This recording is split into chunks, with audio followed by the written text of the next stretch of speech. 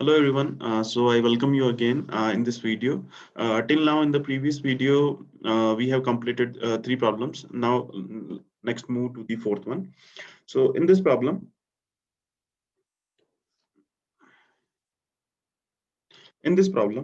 a batch of a batch of 10 cutting tools could produce 500 components while working at 50 rpm. Okay, with the feed that is 0.25 mm per revolution and depth of cut is 1 mm. Okay, a similar batch means till now यहाँ तक एक batch की बात हो चुकी है, means in which we are using the 10 cutting tools and we are producing the 500 components.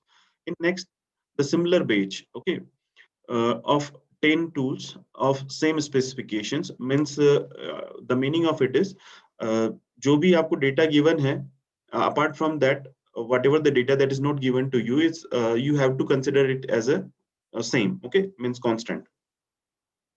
Uh, with the same specification could produce 122 components, means first वाले में हम produce कर रहे थे 500 and second वाले में produce कर रहे हैं 80 sorry 122. Okay, while working at a speed 80 rpm. Okay, first में 50 rpm था, second में आपका है 80 rpm. ठीक है, with the feed 0.25 mm per revolution means feed आपका same है and 1 mm depth of cut भी आपका same है. Okay, what we have to evaluate, how many components can produced with one cutting tool at 60 rpm. तो जो possibilities है formula की in this problem is like vt raised to n equals to constant जो आपका tool life equation होता है, but there's a one more formula that is vt raised to n f raised to a d that is depth of cut raised to b equals to constant. आपको ये वाला formula use करना है, but as I said in this formula में जो इस problem में आपको 0.25 mm पर revolution feed and depth of cut आपका सेम है. ओके, तो जब आप कंपेयर करेंगे दोनों इक्वेशंस को, anyhow it will cut it out. So finally equation क्या आ जाएगा आपका, vt raise to n equals to constant. Now in this problem आपको वेलोसिटी नहीं गिवन है, ठीक है, उसकी जगह पे आपको आरपीएम गिवन है. तो आपको इस वेलोसिटी की इक्वेशन को आपको कन्वर्ट करना है in terms of RPM. So that is pi dn into t raised to n equals to constant. As mentioned that same specifications means diameter of whatever the uh, workpiece that we are producing is constant. Okay, so overall equation क्या हो जाएगी finally, n t raised to n equals to constant. Now इसमें आपको दो conditions given है, तो दोनों conditions के लिए equations को use करिए. तो n1 t1 raised to n equals to n2 t2 raised to n. Okay, now आपको क्या करना है, सिंपल सा वैल्यू पुट करना है. First of all we have to find out the value of n. But इसमें आपको आरपीएम तो गिवन है दोनों कंडीशन के लिए, बट टूल लाइफ गिवन नहीं है. ठीक है, but in the first we are producing 500 components, in the second we are producing 122 components. Okay, तो हम क्या करते हैं, हम लोग एज्यूम कर लेते हैं कि small T is the tool life. Okay, small t is the tool life to produce one component. तो जब आप फर्स्ट T1 मतलब जब आप N1 मतलब 50 rpm पे जब प्रोड्यूस कर रहे हैं, तो टोटल टूल लाइफ कितनी हो जाएगी T1, that is how many components we are producing into a components की लाइफ कितनी है. ठीक है, तो that is 500 into t, T1 that is equals to 500 into t. So this is the total tool life while using at 50 rpm. Second, in second condition हमें 120 हम 122 components produce कर रहे हैं and for single component the life is small t. So total life of the tool when we are using at 80 rpm that will be 122 into t. तो आपको values given है, now you have to put in this formula. तो जब आप इस formula में put करेंगे तो n1 that is 50 into t1 that is 500 into t raised to n equals to n2 that is 80 into T2 that is 122 into T, small t raised to n. Small t raised to n, small t raised to n, both the sides so cancel out. Now मैं थोड़ा simplified करके लिख रहा हूँ इस equation को, that is ये वाली जो term है इसको मैं लेफ्ट हैंड साइड में लेके जा रहा हूँ और ये जो 50 है इसको राइट हैंड साइड में लेके आ रहा हूँ. तो overall equation will be 500 upon 122 raised to n equals to 80 by 50. Now मुझे भी यहाँ पे फाइंड आउट करनी है वैल्यू स्मॉल n की, means that is a index. Okay, तो उसके लिए क्या करना पड़ेगा, मुझे एंटी लॉग लेना पड़ेगा, मीन्स एलन लेना पड़ेगा, ठीक है। नाउ एलन लॉग तो ले रहा हूँ, दैट इज बेस ई। तो बेस ई में क्या रिप्रेजेंट करते हैं हम लोग, एलन से रिप्रेजेंट करते हैं। तो जब एन की वैल्यू फाइंड आउट करेंगे तो that is n into ln 500 upon 122 equals to ln 80/50। Okay, तो यहाँ से क्या होगा कि n की वैल्यू फाइंड आउट कर लीजिए। जब आप ये वाली वैल्यू फाइंड आउट करेंगे तो जो मुझे मिल रही है दैट इज 0.47, 0.47। ओके, और ये वाली जो वैल्यू है दैट इज ln 500 अपॉन 122, ये जो मिल रही है दैट इज 1.41058। ओके, तो जब आप डिवाइड करेंगे तो आपको जो वैल्यू मिलेगी दैट इज 0.333। ओके, ये तो हो गई n की वैल्यू। अब हमें चाहिए क्या, हमें कैलकुलेट करना है कि how many components will produced, okay, with using one cutting tool at 60 RPM. तो थर्ड कंडीशन भी आपको गिवन है। तो थर्ड कंडीशन के लिए क्या है कि जो आपकी ये इक्वेशन है जो हमने यहाँ एज्यूम की है, मैं पेन चेंज कर लेता हूँ। जो थर्ड कंडीशन है उसमें मुझे क्या करना है कि ये दोनों इक्वेशन से इनके इक्वल करना है, means from here n3 t3 raise to n। Okay, तो या तो मैं इस थर्ड कंडीशन को फर्स्ट के इक्वल कर सकता हूँ या फिर सेकंड के इक्वल करता हूँ। तो मैं फर्स्ट के इक्वल कर रहा हूँ, ठीक है। फर्स्ट के जब इक्वल करेंगे तो n1 t1 raise to n equals to n3 t3 raise to n। Now n1 is 50 into t1, that is 500 into t1, sorry, small t in raised to 0.333 equals to n3। n3 है आपका 60 RPM. Now in this condition हमें कितने components produce करने हैं, first of all we have to find out that. Okay, तो x मैं मान लेता हूं कि x are the component. Okay, तो टोटल लाइफ कितनी हो जाएगी, x into t small t, that is raised to 0.333। Now this t raised to 0.33 cancel out from both the side. ये जो वैल्यू है दैट इज ओके, तो यहाँ से क्या करता हूं मैं, x की वैल्यू फाइंड आउट करता हूं। तो x की वैल्यू जब मैं फाइंड आउट करूंगा तो ये 60 जो है मैं उसको लेफ्ट हैंड साइड में ले आता हूं in denominator. So this is 50 upon 60। Now x की वैल्यू फाइंड आउट कर रहा हूं तो ये क्या हो जाएगा, पावर में 1/0.333, ओके, इनटू 500। तो यहाँ से जो मुझे x की वैल्यू मिल रही है, तो x की वैल्यू मुझे यहाँ से मिल रही है 289.19। ओके, तो आंसर चेक कर लीजिए कौन सा है। तो आंसर में ये नहीं मिल रहा है।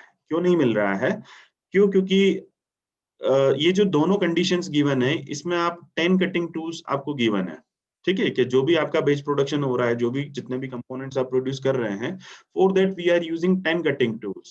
सो what we are getting is this value is also the number that 289 or approximate 290 components we can assume। okay, 290 हम लोग एज्यूम कर लेते हैं अप्रोक्सीमेटली। तो ये जो कंपोनेंट्स प्रोड्यूस हो रहे हैं व्हाइल यूजिंग एट 60 आरपीएम, तो ये प्रोड्यूस हो रहे हैं when we are using 10 cutting tools. But what question is asking, how many components can be produce with one cutting tool. So you have to keep in mind ये कितनों के लिए है, 10 कंपोनेंट्स के लिए, 10 कटिंग टूल्स के लिए, ठीक है। तो आप और ये आपको कितने के लिए फाइंड आउट करना है, वन के लिए। तो वन के लिए कितना हो जाएगा आपका components, that is 290 by 10। Okay, so this will be 29। Okay, so answer will be A। Fine, so let's move to the next problem। It's very simple problem। Okay, in this problem a machining operation, during the machining operation, doubling the cutting tool cutting speed reduces the tool life to 1/8। Means simply I'm using this Taylor's tool life equation. So this is Vt raised to n equals to constant। For two conditions we have to use। So V1 हो जाएगा T1 raised to n equals to V2 into T2 raised to n। अब क्या करिए कि जो भी आपको problem में दिया है डायरेक्टली इसी फॉर्मूले में ही पुट कर दीजिए। तो पहला तो दिया है कंडीशन के doubling the cutting speed, means second condition में जो आपकी स्पीड है वो डबल हो जा रही है, मीन्स इसको एज इट इज रख दीजिए और इसको कर दीजिए 2 टाइम्स V1, ठीक है। नाउ लाइफ पे क्या हो रहा है, टू लाइफ पे दैट इज रिड्यूसेस टू 1/8। तो इसको मैं एज इट इज रख लेता हूं, that is T1 raise to n, और इधर क्या हो जाएगा T1/8। ओके, तो ये आपके लिए थोड़ा आसानी हो जाएगी। तो V1 से V1 कैंसिल आउट हो जाएगा, T1 रेज टू n टू T1 raise to n cancel out हो जाएगा। लेफ्ट हैंड साइड में कितना बचेगा 1, इधर कितना बचेगा 2 into 1/8 रेज टू n, तो इसको मैं इधर ले आता हूँ लेफ्ट हैंड साइड में, तो 8 raise to n equals to 2। 8 raise to n को मैं ऐसा लिख सकता हूँ क्या, 2 क्यूब रेस टू n, ठीक है, ऐसा लिख सकता हूँ। तो मैं इसको भी ऐसे लिख सकता हूँ 2 raise to 3n, okay, power power multiply हो जाएगी, और राइट हैंड साइड में क्या है आपका 2 रेस टू 1, ओके, सिंपल 2 है तो मैं उसको t रेस टू 1 लिख सकता हूँ। नाउ अगर दोनों का बेस बराबर है, ठीक है, तो मैं इन दोनों जो पावर्स हैं उनकी वो इक्वल कंसिडर कर सकता हूँ। It means 3n equals to 1, तो n की वैल्यू कितनी हो जाएगी यहाँ से 1/3, तो ऑप्शन इज सी, ओके। इससे आसान प्रॉब्लम नहीं आ सकती गेट में।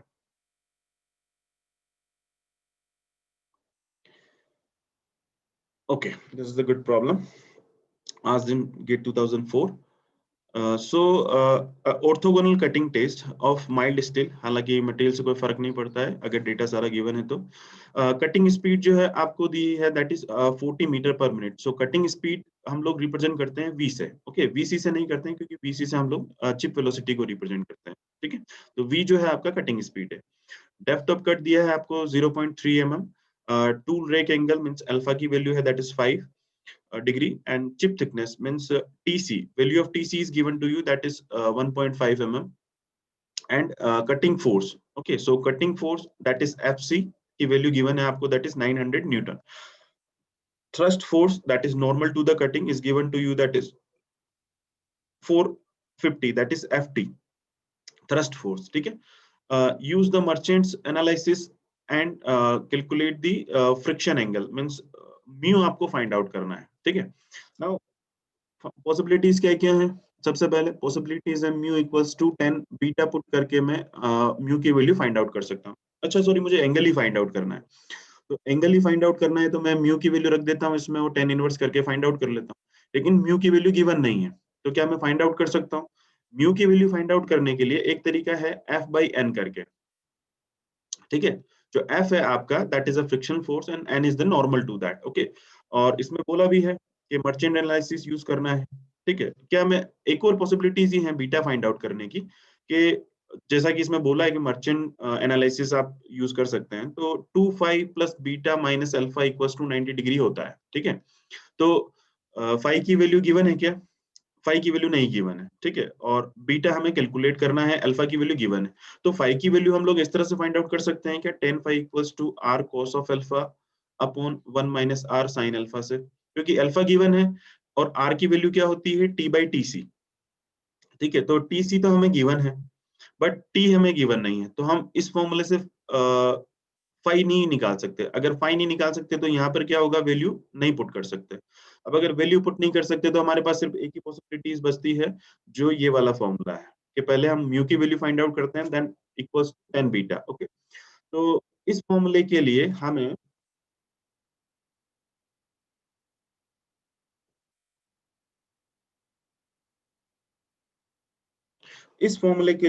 एफ और एन की वैल्यू चाहिए। अब एफ और एन की वैल्यू कैलकुलेट करने के लिए हम लोग क्या करते हैं, थोड़ा सा मर्चेंट एनालिसिस कर लेते हैं। कंसिडर करना कि ये एक सर्कल है, ठीक है, मर्चेंट सर्किल है, और ये जो है दैट इज आपका एफ सी जो है that is cutting force and perpendicular to that that is normal force, okay. Normal force means F T, okay. ये जो आपका एंगल होता, ये जो इस डायरेक्शन में आपका फोर्स होता है that is F S means आपका शियर फोर्स, ठीक है। ये जो फोर्स होता है दैट इज सॉरी,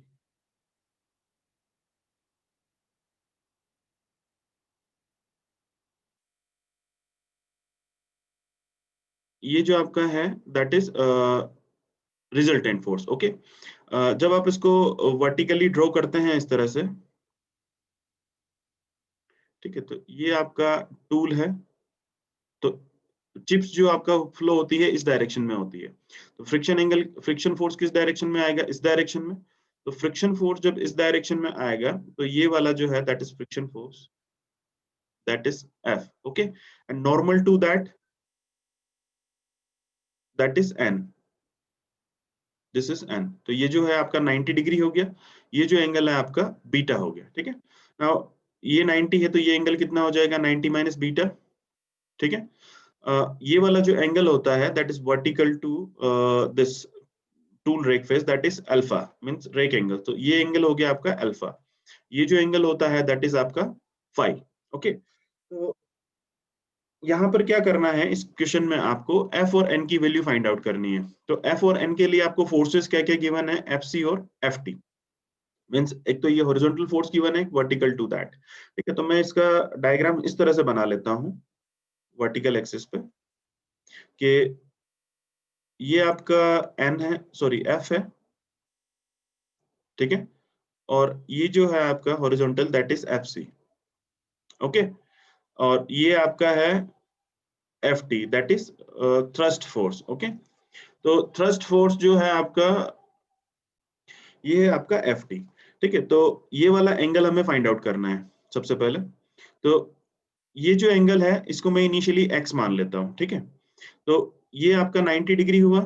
अब 90 डिग्री इक्वल्स टू ये कितना है x, ये कितना है 90 माइनस बीटा, ये कितना है अल्फा, तो x plus 90 minus beta plus alpha, so 90 90 cancel out, x की वैल्यू कितनी आ जाएगी, बीटा माइनस अल्फा। तो ये वाला जो एंगल है दैट इज आपका बीटा माइनस अल्फा।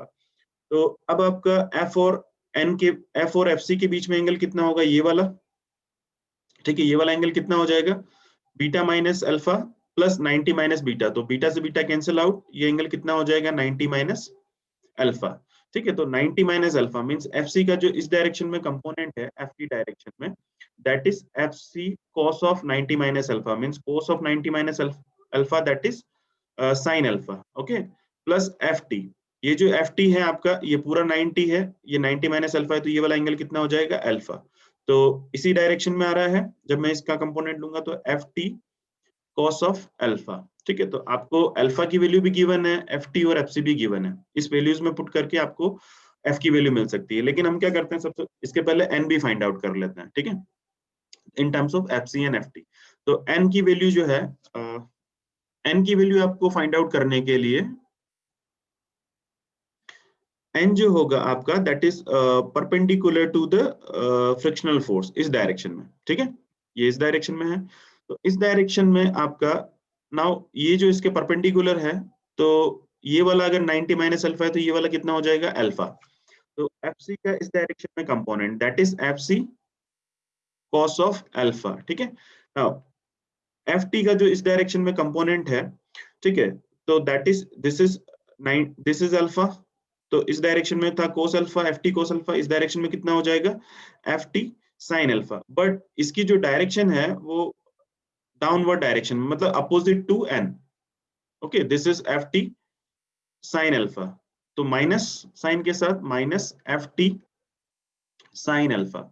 ठीक है, आपको एफ और एन की वैल्यू मिल गई है in terms of F C और एफ टी, पुट कर दीजिए वैल्यू, तो this is F by N equals to F C. F C कितना है 900 इंटू साइन अल्फा, साइन की वैल्यू कितनी है 5 degree, plus F T that is 450 into cos, cos 5 degree upon F C that is 900 into cos 5 degree minus ft that is 450 into sine 5 degree. Now you have to calculate these values.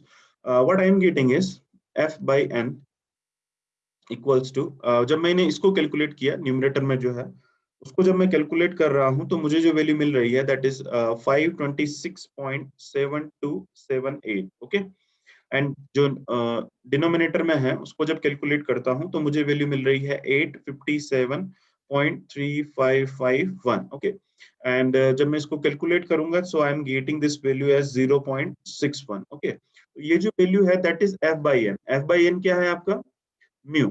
ठीक है, तो ये जो value मिल रही है ये आपकी mu की है। आपको क्या चाहिए, friction angle, so that is equals to 10 beta, तो बीटा इक्वल्स टू 10 इनवर्स 0.61। तो आप जब इसको कैलकुलेट करेंगे तो आपको वैल्यू मिलेगी 31.5 degree. Okay, so this is friction angle.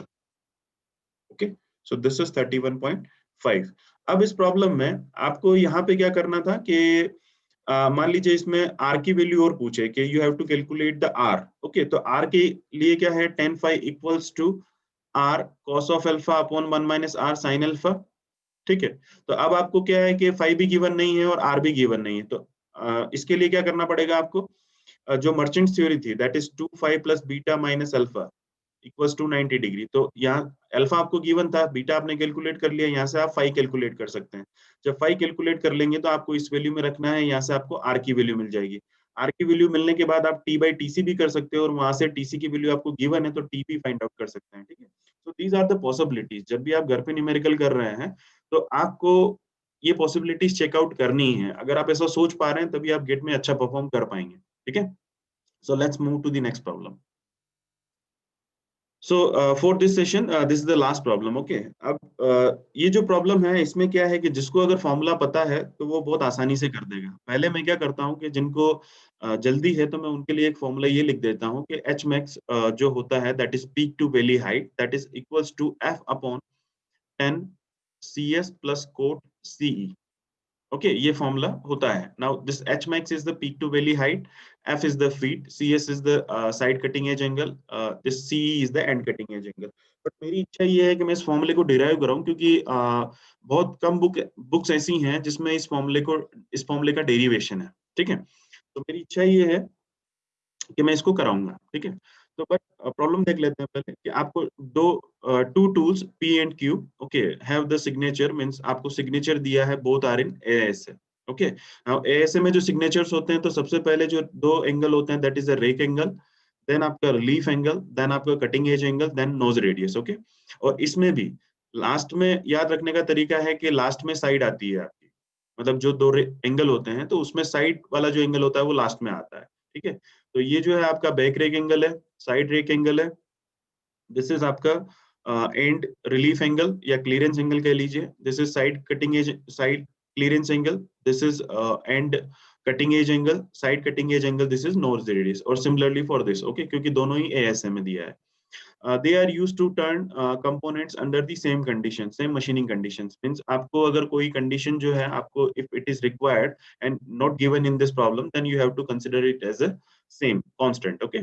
If HP and HQ denotes the peak to valley height, okay, of the surface produce tool of the P and Q, then we have to find out the ratio of HP by HQ. So this H max is basically the peak to valley height. Okay. Now इसमें क्या है कि हम लोग जब turning करते हैं, मैं टर्निंग के एग्जांपल से ही समझा देता हूँ।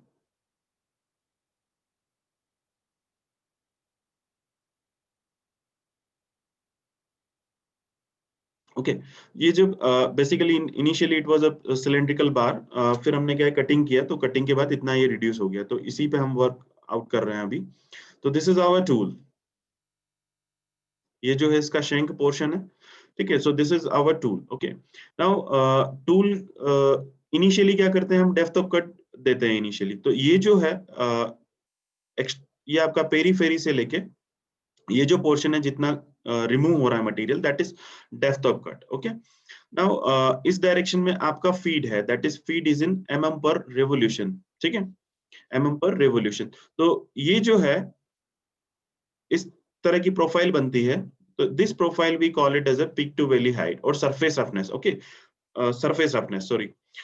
और ये जो हाइट है आपका यहां से लेके यहां तक, ठीक है, इसको बोलते हैं हम peak to valley height, that is H max, okay. Now ये जो आपका टूल है कटिंग टूल, इसमें जो ये एंगल होता है, ये वाला जो होता है, that is this is a side cutting edge and this is end cutting edge, okay. तो ये जो यहाँ से मेजर करते हैं that is C S, okay. And ये वाला जो इनसाइड एंगल होता है that is lambda, that is approach angle in terms of C S, that is 90 minus C S. हालांकि ये इसको जरूरत नहीं है तो इस पे ज्यादा डिस्कशन नहीं करते हैं अभी। So this is CS, this is side cutting edge and this is end cutting edge. तो यहाँ से जब इसको मेजर करेंगे तो आपको एंगल मिलेगा that is CE, this is end cutting edge, okay. Now इस पे इसको मैं थोड़ा ये जो पीक टू वैली हाइट्स है मैं इसको थोड़ा ये जो प्रोफाइल है आपका ये इस तरह से होता है, ठीक है। तो मैं किसी एक पोर्शन को एनलार्ज करके बता रहा हूँ, ठीक है।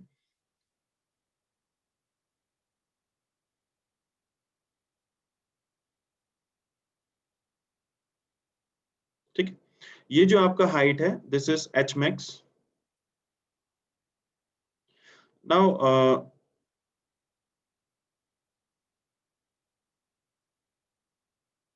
ये जो एंगल है आपका this is C S, okay. ये ट्राइंगल में मैं कुछ बना लेता हूँ, कुछ पॉइंट्स ड्रॉ कर देता हूँ, that is A B C and D, okay, ये जो आपका पोर्शन है, this portion, okay, this is F, this is feed. Okay, feed का मतलब क्या है यहाँ पे, ये फीड कैसे है कि फीड का मतलब होता है एमएम पर रिवोल्यूशन। ओके, तो एमएम पर रिवोल्यूशन का मतलब है कि ये पीक है आपका, ये पीक जब वापस पीक आएगा तभी एक रिवोल्यूशन पूरा होगा। ठीक है, तो ये पीक यहाँ से स्टार्ट हो रहा है और नेक्स्ट पीक जो आ रहा है वो यहाँ पे आ रहा है, मींस ये जो टोटल डिस्टेंस है दैट इज फीट।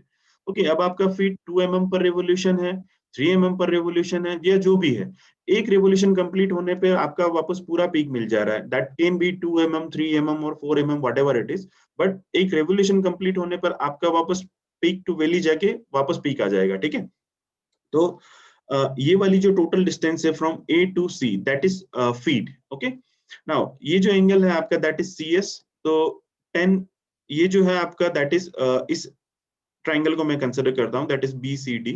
तो इसके लिए क्या हो जाएगा, दिस इज सी एस, तो दिस इज परपेंडिकुलर मतलब लंब, और ये वाला आधार, आधार दिया है आपको एच मैक्स में से बेस दिया हुआ है, तो 10 C S. Okay, 10 C S, 10 C S equals to क्या हो जाएगा, B C that is perpendicular upon base, base क्या है आपका एच मैक्स। तो यहां से मैं क्या करता हूँ, BC की वैल्यू फाइंड आउट कर लेता हूँ। तो BC इक्वल्स टू कितना आ जाएगा, H max into 10 C S, C S जो है आपका साइड कटिंग एज एंगल। ठीक है, नाउ ये जो एंगल था दिस इज सीई। ओके, तो ये वाला जो एंगल है दिस इज सीई, तो ये वाला एंगल कितना हो जाएगा आपका 90 minus C E. Okay, so for this triangle A B D, इस ट्राइंगल के लिए क्या हो जाएगा, this is for this angle, this is perpendicular and this is base, तो 10